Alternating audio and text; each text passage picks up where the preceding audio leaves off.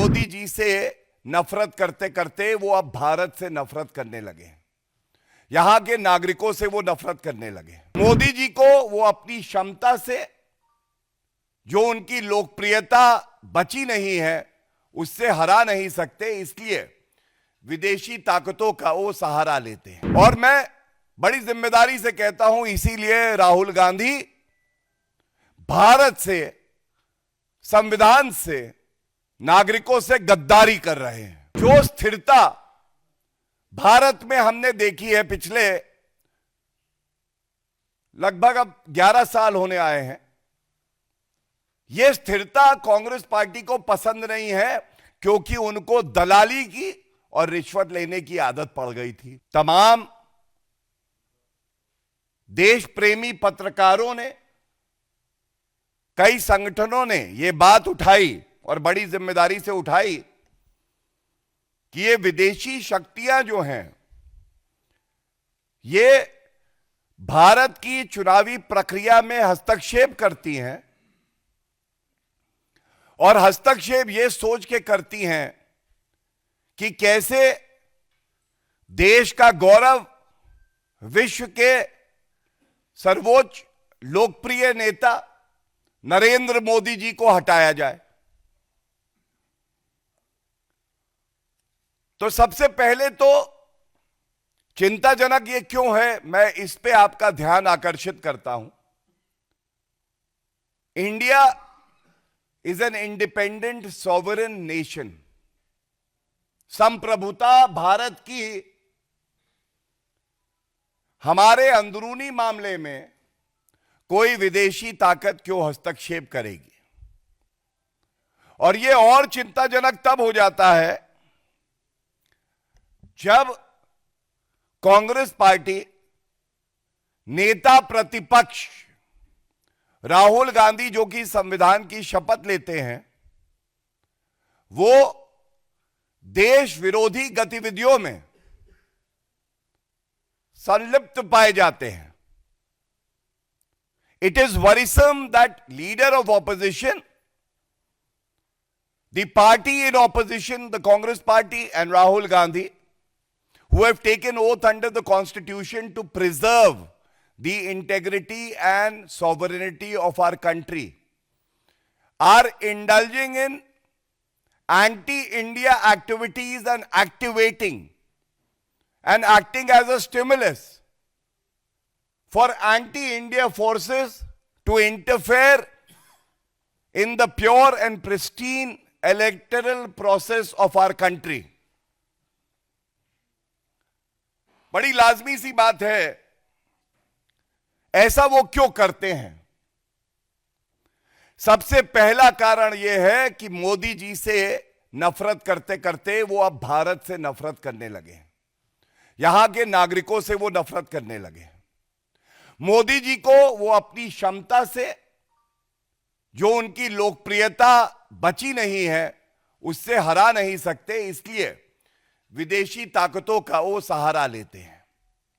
दूसरा, भारत ने नरेंद्र मोदी जी के नेतृत्व में देखा है कैसे एक मजबूत, सशक्त, अटल नेतृत्व भारत को मिला है। यह राहुल गांधी को कतई पसंद नहीं है, और मैं बड़ी जिम्मेदारी से कहता हूं, इसीलिए राहुल गांधी भारत से, संविधान से, नागरिकों से गद्दारी कर रहे हैं। और अभी मैं आपको इसका प्रमाण आगे और दूंगा। तीसरी बात, जो स्थिरता भारत में हमने देखी है पिछले लगभग अब 11 साल होने आए हैं, यह स्थिरता कांग्रेस पार्टी को पसंद नहीं है, क्योंकि उनको दलाली की और रिश्वत लेने की आदत पड़ गई थी, जिसका प्रमाण मैं आपके समक्ष रखूंगा। तो अगर कोई यह समझता है कि वो राहुल गांधी और कांग्रेस पार्टी केवल नरेंद्र मोदी जी से नफरत करते हैं, नहीं, आज उन्हें नफरत है हर उस नागरिक से जो अपना वोट डालकर एक मजबूत सरकार चुनता है। They are not only after Shri Narendra Modi ji, They want to destroy the democracy of our country because India today, under the leadership of Shri Narendra Modi ji, has become a global leader. And this is what Rahul Gandhi cannot tolerate and digest. Now, very importantly, जब Shri Donald Trump जी का यह वक्तव्य आया, 21 million US dollars ये दिए गए क्योंकि भारत की चुनावी प्रक्रिया में हस्तक्षेप करके मोदी जी को हटाना था। तो कुछ ऐसे अखबार हैं, मीडिया वाले हैं, जो कि इस पे लीपापोती करके कवर अप करने लगे। तो ये हमारी जिम्मेदारी यहां बनती है कि सबसे पहले तो हम बताएं कि सही तथ्य क्या है।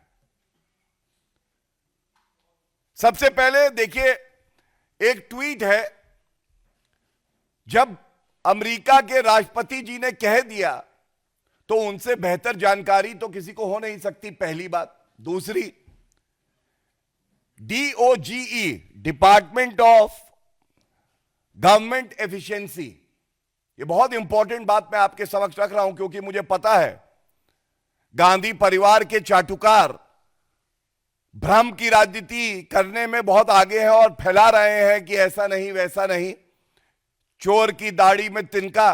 तो ये ट्वीट दिखाता हूं मैं आपको, और जिसमें क्या लिखा है, तमाम ऐसी संस्थाएं और देश जहां पे हस्तक्षेप हुआ, और उसमें एक लाइन लिखी है, including 22 million US dollars for inclusive and participatory political process in Moldova, जिससे हमें कोई लेना देना नहीं। लेकिन दूसरा, and 21 million US dollars for voter turnout in India. It's a verified handle जो गवर्नमेंट एजेंसियों को मिलता है एक्स पे। 21 मिलियन यूएस डॉलर्स ये वहां की जो मिनिस्ट्री है वो कह रही है। तो अमेरिका के राष्ट्रपति और उनका department of government efficiency, DOGE, दोनों ये बात कह रहा है। क्या इसका उत्तर कोई देगा? अब जो बात आती है, ये तो इसलिए प्रमाण दिया कि जब हम अपनी बात आगे बढ़ाएं तो जो सवाल हम पूछने जा रहे हैं, और मुझे पता है कि राहुल गांधी में इतना दमखम नहीं है कि वो इसका उत्तर दे दें, लेकिन जो हमारी जिम्मेदारी है वो जिम्मेदारी हम पूरी करेंगे और तथ्यों के आधार पर करेंगे। एक बात और मैं उजागर कर दूं, एक रिपोर्ट और आई है कि जो फैक्ट चेकर्स हैं, fact checkers, so called fact checkers, जिनके तार जुड़ते हैं गांधी परिवार से, उनका काम फैक्ट चेकिंग नहीं है। उनका काम केवल और केवल जो झूठ राहुल गांधी बोले उसको सत्य बता के और आगे बढ़ाना है। तो इनकी भी फंडिंग हो रही है, और इसीलिए आज सुबह से ये गांधी परिवार के फैक्ट चेकर्स बड़ी अग्रणी भूमिका निभा रहे हैं बताने में कि भाई ये जो 21 मिलियन यूएस डॉलर्स है इसका भारत से कोई लेना देना नहीं है। अब मैं आता हूं उस पार्ट पे जो गंभीर सवाल हैं, जो ये साबित करते हैं कि राहुल गांधी देश से गद्दारी करते हैं, और उनकी चुप्पी केवल एक निष्कर्ष तक पहुंचाती है, और वो निष्कर्ष है कि राहुल गांधी ने कसम संविधान की चाहे ली हो, लेकिन मन ही मन वो कसम ले चुके हैं, ठान चुके हैं कि भारत को कमजोर करना है, भारत के लोकतंत्र को कमजोर करना है। सबसे पहले इस पूरे प्रकरण में भी जो नाम सामने आ रहा है वो नाम आ रहा है जॉर्ज सोरेस। जॉर्ज सोरेस, फिर से, मतलब